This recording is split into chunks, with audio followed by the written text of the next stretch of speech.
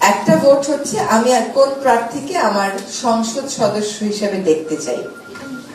সেখানে আপনারা আপনাদের বিবেক বুদ্ধি কাজে লাগিয়ে এমন ভাবেই ভোট দেবেন যাতে আর পস্তাতে না হয়। আমরাই ভোট দিই, আমরাই আবার বলি নেতারা ভালো না, এটা হতে পারবে না। আমরা ভালো নেতা দেখে যেন ভোট দিই। প্রথম নির্বাচনটা সম্পর্কে, সাধারণ নির্বাচন সম্পর্কে আমাদের এটাই থাকবে আপনাদের কাছে আবেদন। দ্বিতীয়, ওই একই দিনে যে দ্বিতীয় ভোটটা দেবেন সেটা হচ্ছে গণভোট। এটা হচ্ছে বাংলাদেশের ক্ষমতার যে ভারটা আছে সেই ভারটাকে শাসক গোষ্ঠীর থেকে জনগণের দিকে বাঁক খাওয়ানোর একটা সিদ্ধান্তের সময়।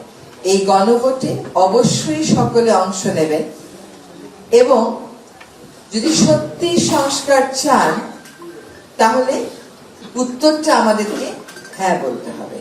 যদি হ্যাঁ না বলি, চুপ করে বসে থাকি, নিষ্ক্রিয় থাকি বা না বলি, তাহলে ক্ষমতার যে ভারসাম্যটা আনার প্রয়োজন এই সমাজে, সেই ভারসাম্যটা আনবার সুযোগটা আরো অনেক বছরের জন্য হয়তো আমরা মিস করে ফেলবো।